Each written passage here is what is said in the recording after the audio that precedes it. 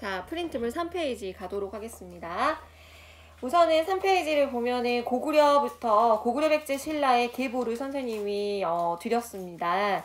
이 계보를 모두 다 외울 필요는 없어요, 여러분.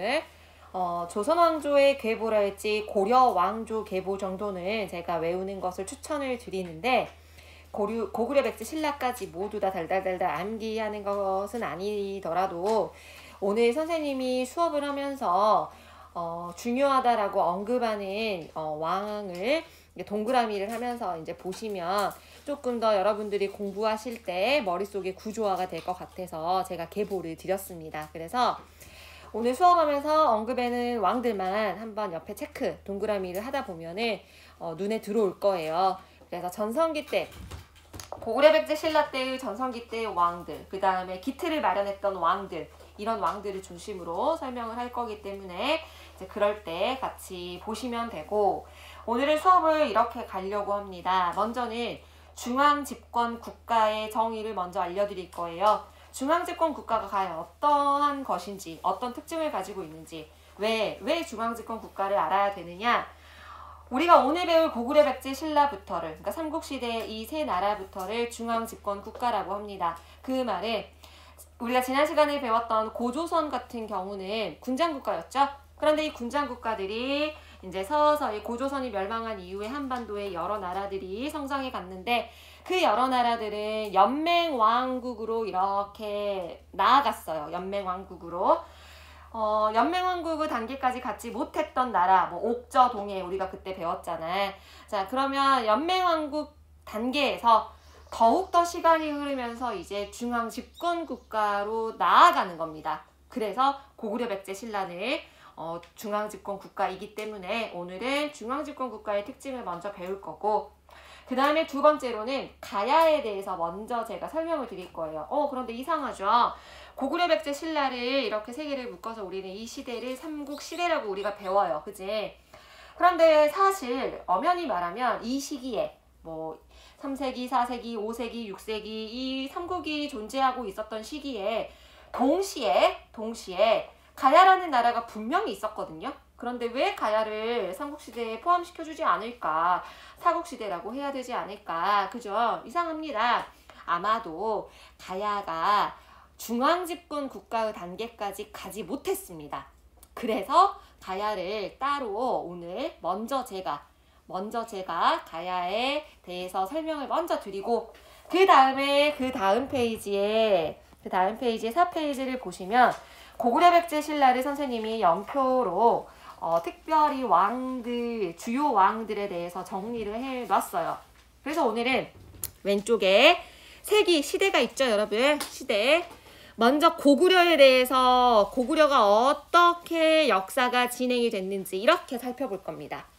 그 다음에 백제도 쭉 한번 살펴볼 거고, 신라도 쭉 살펴볼 거고, 간단하게 말할 거예요. 고백제 각각 어땠는지 나라별로, 시대별로. 그리고 다음 시간에 이렇게 갈 거야. 이렇게. 그거 뒷장 보면은 4세기, 5세기 이렇게 나뉘어져 있죠. 그래서 다음 시간에는 4세기의 고구려 백제 신라에 묶어서 5세기의 고구려 백제 신라, 6세기의 고구려 백제 신라, 이때 이제 조금 더 자세히 깊게 설명을 할 겁니다. 오늘은 나라별로 간단하게 진행 상황만 언급할 거예요. 한번 훑어줄 겁니다. 알겠지? 자, 그러면 이렇게 여기까지 오늘 공부하는 것이 목표이고요. 그러면 가야 들어가기 전에 말씀드린 대로 고대 국가의 특징에 대해서 설명을 드리겠습니다. 자, 고대 국가의 특징은 크게 세 가지입니다. 왕권 강화, 두 번째, 통치 체제 정비. 뭐 다른 말로는 율령 반포 그렇게 보셔도 돼요. 율령이 뭐예요? 쉽게 말하면 나라의 법을 만들어서 반포했다라는 겁니다. 중앙집권 국가에서 강력한 왕이 법을 만들어서 뿌리면서 야, 너희 이제 이 법 지켜 이렇게 가는 거죠. 그래서 율령 반포, 통치 체제를 정비했고요. 세 번째로 불교 수용. 이 세 가지가 삼국시대의 중앙집권 국가, 고대 국가의 특징이라고 보시면 돼요. 이 세 가지의 요건을 고구려 백제 신라가 모두 갖추었기 때문에 우리는 중앙집권 국가라고 인정해 주는 것이고, 그리고 이 역할을, 이 조건을 충족시킨 왕들을 각 나라별로 우리가 배우는 거야. 아, 이 시기에는 이 왕이 이렇게 했다더라. 이런 것들을 배우는 겁니다. 자, 조금만 부가 설명을 할게요. 연맹왕국이 있어요. 자, 지난 시간에 고조선은 족장국가, 군장국가였는데 이렇게 이 지역의 족장, 군장, 이 지역의 군장 이런 식으로 각각의 이 군장들이 서로 연맹해서 연맹왕국이 만들어졌어요. 그죠? 예를 들어서 고구려로 봅시다. 고구려는 어떤 나라였어요? 오부연맹체였거든요. 고구려도 처음에는 각각의 부족들, 뭐 연노부, 전로부 등등등 소노부 이런 각각의 부족들이 서로 연맹을 맺어서 오부연맹체로 고구려가 출발을 했단 말이야. 지난 시간까지만 해도 이렇게 배웠단 말이야. 이랬던 고구려도 중앙집권 국가로 나아가는 변모하는 모습을 보여줍니다. 하나의 이제 부족이 왕위 세습을 하기 시작하고 나머지는 너 이제 연맹 부족 해체해. 행정국가야 이제 이런 식으로 중앙집권 국가로 이렇게 나아가는 왕권이 세지고 정복 활동을 하면서 중앙집권 국가가 됐다라는 거. 이제 중앙집권 국가의 정의 아셨죠? 하지만 가야는 어땠다라는 거야? 가야는 이 단계까지 가지 못했다는 거예요. 그래서 이 가야라는 나라는 우리가 지난 시간에 배웠던 사만 중에 이 지역, 여기가 변한 지역이었거든요. 이 변한 지역을 베이스로 여기에 생겨난 나라가 바로 가야라는 나라이고 이 가야 안에 무슨 가야 막 여러 가야들, 소국들이 존재해요. 소국들이 많이 존재합니다. 그리고 이 소국들의 힘이 세요. 그러니까 이 가야가 연맹체로서는 계속해서 진행이 되지만 하나의 중앙집권 국가로 발전을 못했던 거야. 이해되셨죠? 자, 그럼 가야로 바로 넘어가 봅시다. 가야를 공부할 때 여러분들이 어느 부분에서 키포인트를 주고 설명을 들으셨으면 좋겠냐면 가야 같은 경우는 이 연맹 왕국이다 보니까 이 연맹들을 주도하는 맹주의 역할을 하는 가야가 있었어요. 그래서 초반부에 가야의 중심 세력 그리고 후반부에 가야의 중심 세력 이렇게 이동하는데 이거를 구별해서 우리가 수업을 들으시면 됩니다. 자, 다시 가야는 3세기, 4세기를 전기라고 우리가 표현을 할 건데 이 전기에는 금강가야라는 이 가야가 맹주의 역할을 했어요. 그런데 후에 5세기, 6세기경이 되면은 이 대가야라는 가야가 맹주의 역할을 합니다. 그러니까 금강가야가 힘이 약해진 거지. 어떤 사건이 있었나 봐. 어떤 사건으로 인하여 이 금강가야가 힘이 약해지고 맹주의 역할을 대가야에게 넘겨준 겁니다. 그래서 전기가야의 특징, 후기가야의 특징 이렇게 우리가 기억을 하시면 될 것 같아요. 자, 지도 보시면서 설명을 드리겠습니다. 자, 이 변한 지역에 3세기경에 가야가 생겨나요.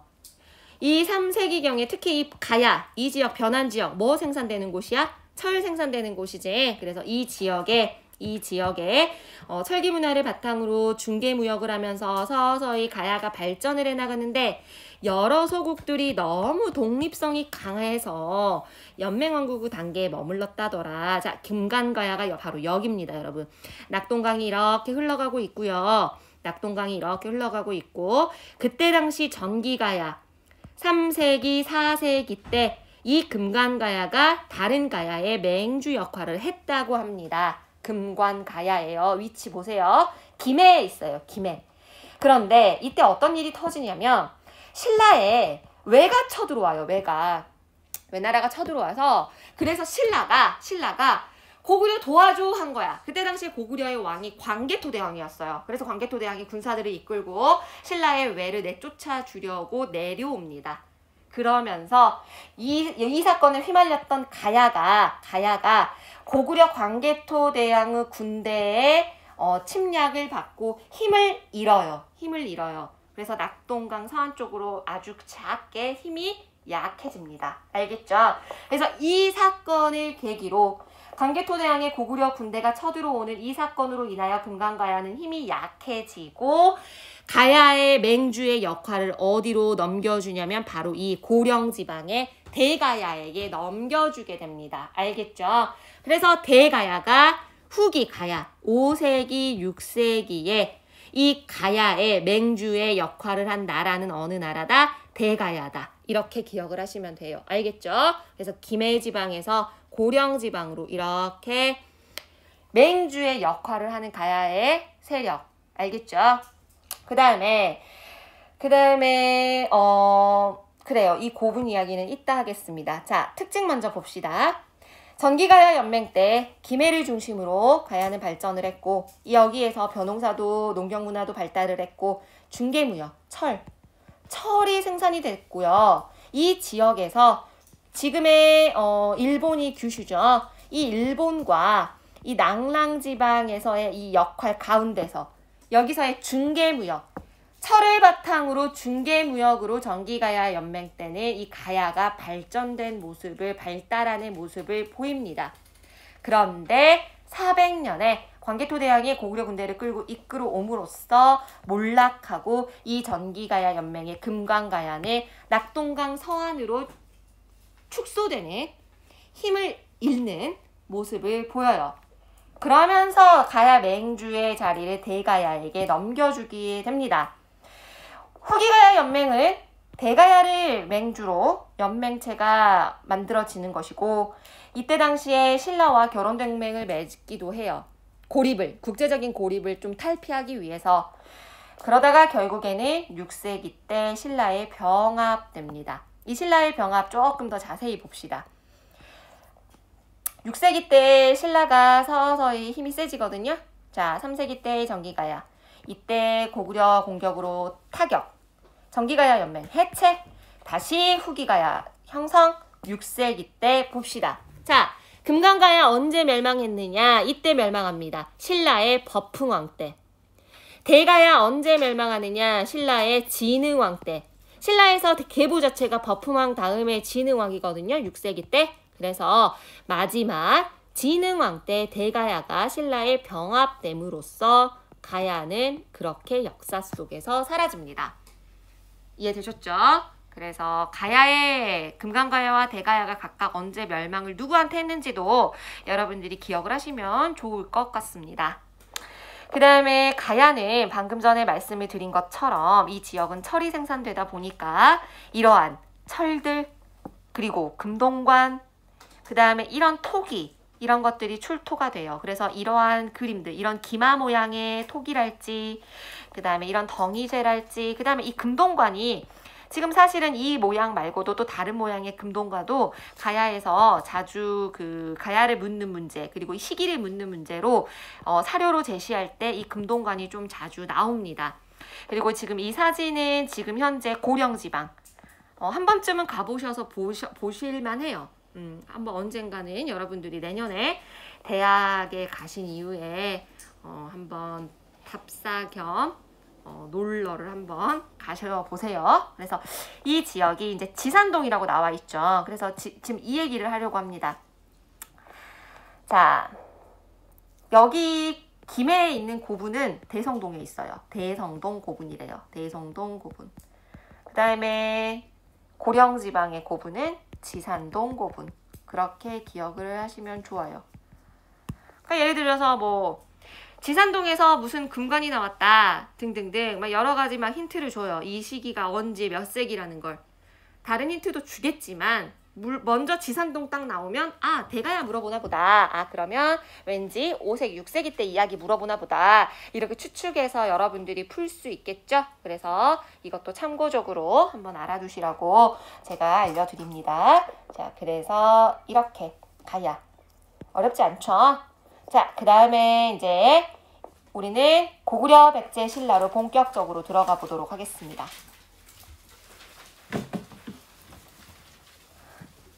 자, 고구려부터 갈게요. 고구려 아직 연맹왕국 단계에서 시작을 하잖아요.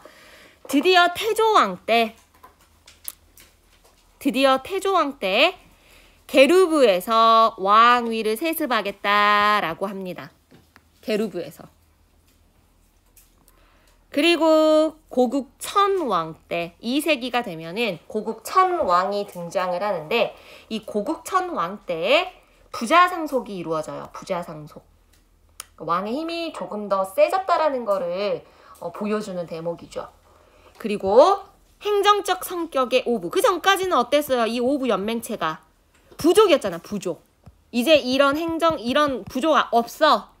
이제 이게 행정적인 성격의 오부로 만들어지는 겁니다. 그래서 고국 천왕 때 행정적 성격의 오부 만들었고 일종의 구율제도였어요. 진대법. 이거 은근히 고국 천왕에서 가장 잘 나오는 게 진대법이거든요, 여러분. 그래서 진대법을 실시한 왕이기도 했다라는 거. 사실 나중에 고국 원왕이 나와요, 여러분. 고국 원왕. 이름 좀 헷갈리지 마시라고 언급 드린 겁니다. 고국 원왕은 백제 근초고왕 때 죽게 되는 왕이에요. 미천왕, 소수림왕 사이에 존재했던 왕. 그래서 그 왕과 헷갈리지 말라고 고국 천왕 기억하시라고 제가 다시 언급 드립니다. 그 다음에 사세기에 미천왕과 소수림왕이 나옵니다. 자, 5세기에는 광개토대왕과 장수왕이 나옵니다. 여러분 고구려는 여기 광개토대왕 장수왕 보이시죠? 여기가 한 라인이야. 여기가 한 라인. 이때가 5세기 때 전성기이기 때문에 광개토대왕 장수왕은 내가 설명하지 않아도 너희들이 너무나 많이 들어봤던 고구려의 전성기 때 왕입니다. 그리고 이 전성기를 맞이하기 전에 나라를 정비한 왕들, 미천왕, 소수림왕, 그리고 방금 전에 언급한 고국천왕, 가장 처음에 선생님이 언급했던 태조왕, 이렇게 가는 겁니다. 알겠지? 그래서 태조왕 방금 선생님이 언급했고 고국천왕 때 행정적 성격의 오부, 부자상속, 진대법 방금 이야기했고 그리고 나서 이제 미천왕, 고국원왕, 소수림왕, 광개토대왕, 장수왕 이렇게 기억을 하시는 건데 그럼 미천왕부터 다시 잠깐 설명드릴게요. 미천왕은요, 여러분 사실은 고구려의 광개토대왕이랑 장수왕 때문에 묻혀서 그렇지 그분들 못지않게 정말 정복활동을 활발히 했던 왕이라고 합니다. 아셨죠? 그리고 약간 어린 시절은 좀 불우했던 것 같아요. 목숨의 위협을 느껴가지고 왕위 쟁탈전이 있어가지고 이렇게 왕궁을 떠나가지고 막 소금장수로 살았대요. 그러니까 정말 우여곡절을 겪은 왕이었지. 그래가지고 이제 다시 왕이 된 사람인데 이 미천왕이 정복활동을 했는데 두 가지만 기억을 하시면 좋아요. 서안평이라는 거를 점령했대. 서안평. 그러니까 이렇게 한반도가 있으면 이 지역이 서안평이거든요. 여기를 점령해내고 그리고 이 안에 한반도 안에 낭랑군, 대방군 이런 식으로 한반도 안에 존재해 있던 중국 세력들이 있었어요. 그들을 모두 다 촉출한 그런 사람입니다. 알겠죠? 그래서 서안평이라는 곳을 점령해내고 낭랑군, 대방군, 한반도 내에 있는 중국 세력들을 모두 다 축출한 왕이구나. 그렇게 기억을 하시면 좋을 것 같습니다. 그리고 나서 이제 고국 원왕이 있었고 소수림왕. 소수림왕 때 중앙집권 국가의 요건을 모두 갖추게 됩니다. 불교 수용, 율령 반포 이렇게. 이해됐지? 그래서 소수림왕 때 나라의 기틀을 4세기 때 쫙 만들어 놓고 5세기 때 포텐 터지는 거지. 5세기 때. 광개토대왕 영락이라는 연호를 썼고 만주지방 정복하고 신라에 침입한 왜군 내려오고 아까 가야 얘기할 때 선생님 얘기했죠? 그래서 광개토대왕.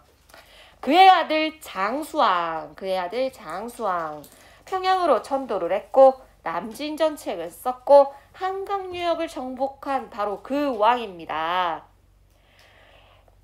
고구려의 가장 전성기 왕을 보통은 어느 때라고 해요? 응? 장수왕이라고 해요. 왜 그럴까요? 한강을 정복했잖아. 그러니까 이렇게 보시면 될 것 같아. 나도 어렸을 때 그 의문이었어. 광개토대왕도 못지 않았는데 막 이런 생각을 했는데 이렇게 보면 될 것 같아요. 한반도 내에서 봤을 때 광개토대왕은 북쪽으로 땅을 넓힌 왕이었고 그의 아들은 이제 더 이상 북쪽으로 갈 게 없기 때문에 드디어 이제 장수왕은 남쪽으로 눈을 내린 남쪽 한반도 아래쪽으로 이제 공략하기 시작한, 그러니까 한반도 내에서 가장 전성기 때로 장수왕이라 보는 것 같습니다. 한강 유역을 정복했기 때문도 기고, 그리고 남진 정책을 하겠다라는 강력한 의지, 평양, 천도 이런 식으로. 그래서 장수왕 때 두 가지의 비석을 또 그 비를 세우죠. 광개토 대왕 능비랄지, 그 다음에 충주 고구려 비랄지. 이거는 다음 시간에 5세기 설명할 때 조금 더 자세히 설명드리겠습니다. 알겠죠? 중원 고구려 비라고도 해요. 똑같은 겁니다. 그 다음에 이제 아래 내려오면 이렇게 되어 있어요. 사실은 이거 6세기가 아니고 7세기라고 봐야 돼. 7세기. 선생님이 백제나 신라 때 6세기 이제 표에 빽빽하게 넣으면서 이거 빈칸으로 두기가 좀 아까워서 여기다 넣어놓은 건데, 영양왕이 거의 6세기 말에 이제 왕인데 여기 내용은 거의 7세기입니다. 이 시기 때는 사실은 왕별로 기억할 필요까지는 없을 것 같아요. 왜? 이유도 있어요. 이때는 사실 왕권의 힘이 그다지 강하지는 않습니다. 귀족들의 내분으로 인해서 왕권의 힘이 약했고, 대표적으로 왕을 능가하는 대표적인 인물, 바로 뭐 여러분들이 잘 아시는 영계소문과 같은 대망리지들이 있었기 때문에 이 시기는 어떻게 기억을 하시면 좋냐. 7세기 때 삼국 통일을 위해서 전쟁을 하는 시기, 삼국통일 전쟁기였는데 그 전에 이 시기 때 고구려가 우리 한반도에서, 고구려가 어떻게 보면 우리 민족의 방파제 역할을 해줬거든요. 중국 세력들을 뭐 살수대첩이랄지 뭐 안시성 싸움이랄지 그런 역사를 담고 있어요. 이 시기 7세기쯤에 되면은. 그래서 왕별로라기보다는 이때는 7세기 때 제가 자세히 설명을 드리도록 하겠습니다. 알겠죠? 그 다음에 이제 백제로 가자. 백제는 여러분들도 너무나 이제 잘 아시다시피 이 삼국시대 때 전성기라고 표현을 하는 그 요건 중에 하나가 한강을 누가 차지하느냐, 지도에서 그렇게 그렇게 보죠, 우리는 거의. 그죠? 근데 여러분도 잘 아시다시피 백제는 원래 베이스 자체가 한강 유역에서 출발한 나라였기 때문에 유리한 위치에서 나라의 중앙 그 기틀도 빨리 마련하고 전성기도 가장 먼저 4세기 때 먼저 이루어냅니다. 그래서 4세기 때는 여러분들이 너무나 잘 아는 근초고왕 이런 식으로 전성기를 가장 먼저 이루어낸 왕인데, 백제에 어떻게 보면은 이렇게 저는 이제 보면 좋을 것 같아요. 백제가 나라가 서서히 기틀을 마련해가지고 가장 먼저 전성기 찍었어. 그러다가 이제 이때는 몇 세기야? 5세기야. 5세기 때 옆에 있는 고구려 광개토대왕 장수왕 때 얼마나 힘이 세니. 정말 못 살아요. 막 도망가고 나라 천도하고 웅진으로 막 겨우겨우 맥을 못 추리다가 6세기 초반부터 다시 한번 이렇게 부흥을 꿈꿉니다. 우리 다시 한번 제2의 전성기를 누려보자 라고 하면서 이렇게 6세기 초반부터 이렇게 백제가 돼요. 이때 이거를 백제의 부흥을 꿈꾸면서 진짜 마지막 그 백제 제2의 전성기라고도 할 정도로 이거를 꿈꿨던 왕이 바로 성왕이야, 얘들아. 성왕. 그런데 이따 말하겠지만 성왕이 이제 사실은 그때 당시 신라 같은 경우는 진흥왕식입니다. 백제랑 신라가 고구려의 힘에 물려가지고 총 3번의 결혼동맹을 맺었는데, 이것도 이제 참고하시라고 제가 3번의 결혼동맹 어떤 왕 때인지 따로 정리해놨는데 학습지에, 이 둘이 마지막 결혼동맹을 맺었던 그 왕들이에요. 근데 이때 진흥왕이 좀 저급한 표현이지만 뒤통수를 칩니다. 뒤통수를 치고 한강 유역을 쫙 정복을 하니까 성왕이 빡친 거야. 너무 저급했어. 미안해. 성왕이 화가 난 거야. 그래가지고 결국에 얘네 둘이 한판 붙어요. 그게 바로 유명한 관산성 전투예요. 거기서 어쨌니? 우리는 결과를 알잖아. 얘가 여기서 죽어요. 그러면서 신라의 진흥왕을 이제 어떻게 보면은 통일하기 전에 가장 전성기를 이룬 왕이고, 성왕은 백제 입장에서는 정말 안타깝게도 이때 만약에 성왕이 이겼다면 역사가 바뀌었겠지. 그지? 성왕은 이제 부흥을 이루지 못하는 억울하게 죽음을 당하는 이 사람 입장에서는 억울하겠지. 그래서 이제 이 말을 하고 싶은 거야. 그래서 백제는 이때 근초고왕 때 고이왕 근초고왕 전성기 이루었던 이때 왕들을 배우는 거고 이때 동성왕 무령왕 성왕 이때 이 한 라인 두 개를 우리가 배우는 거야. 그래서 이해됐지? 그래서 이 두 개를 기억해라는 거. 도표로 볼까요? 계보로 볼까요?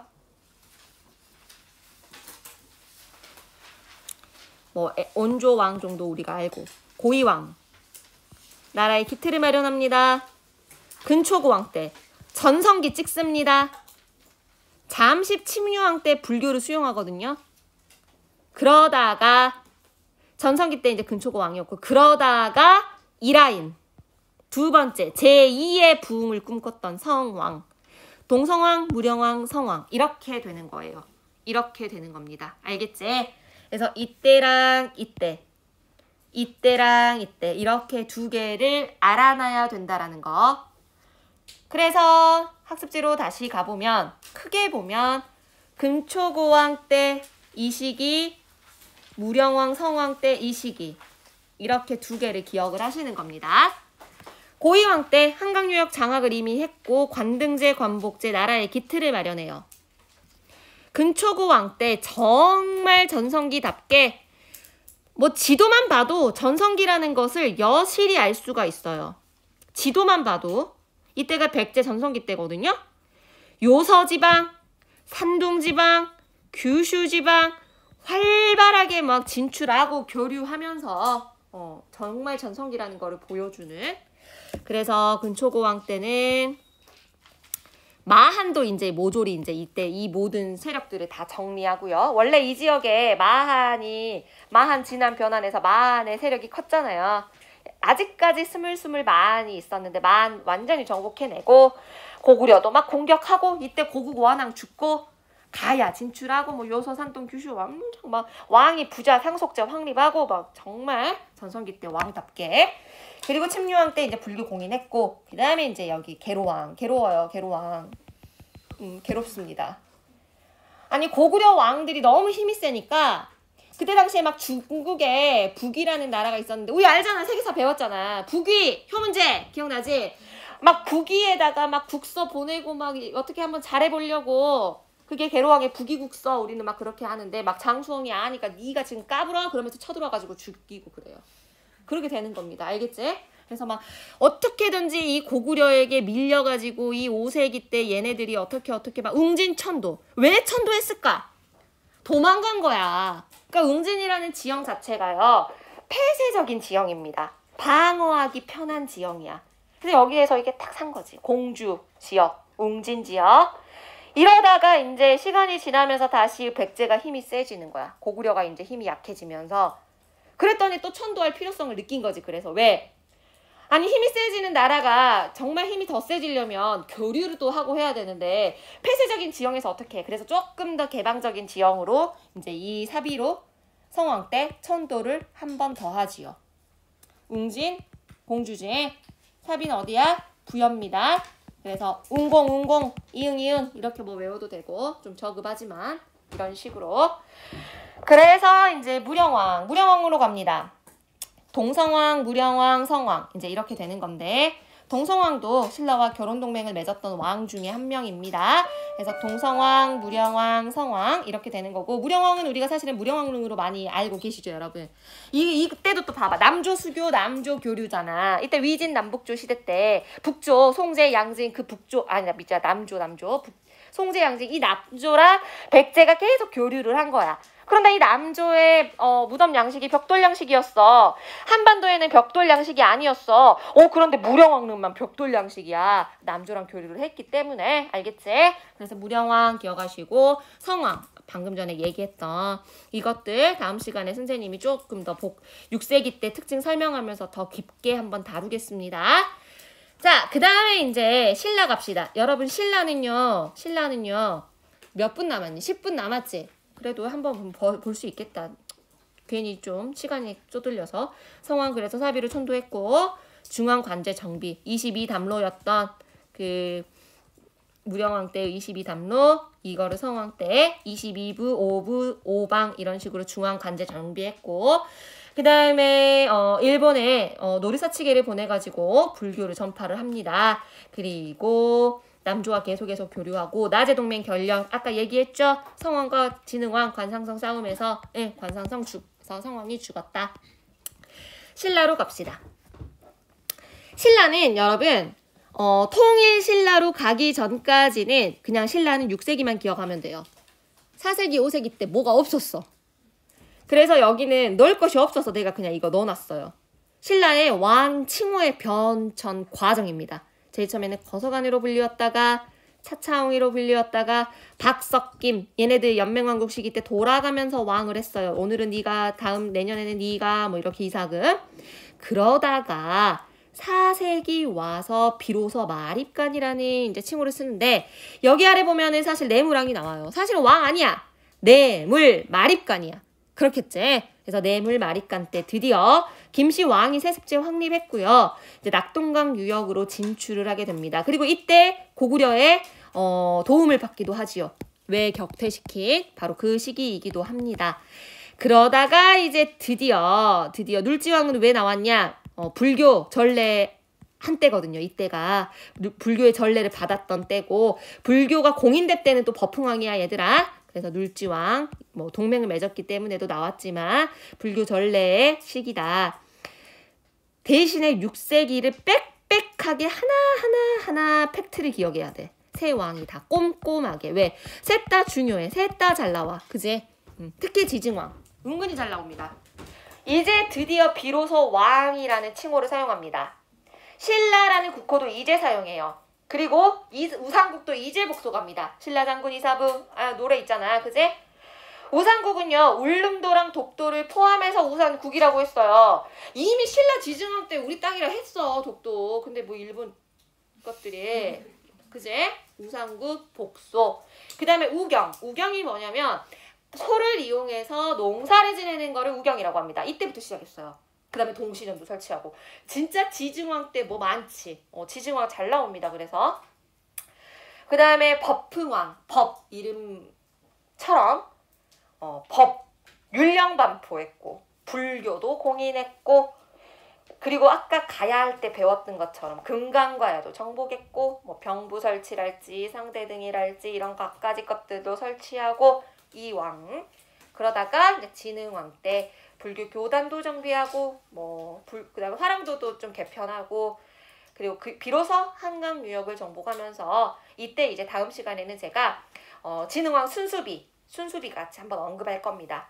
고구려의 고구려 광개토대왕릉비랑 그 충주 고구려비가 있다면, 그거를 이제 선생님이 설명을 할 거라면, 이 신라 6세기 때는 진흥왕 순수비 연도별로 좀 위치랑 같이 보면서 다음 시간에 제가 설명을 할 거고, 그 다음에 이때 대가야 정복했고, 이런 식으로 이 정도만 이제 기억을 하시면 다음 시간에는 이제 고구려 백제 신라의 세기별로 이렇게 제가 설명을 드리려고 합니다. 아직 자지 말고 이거나 한번 써놔라. 이거 금성문은 이 시간에 좀 써놓으라고.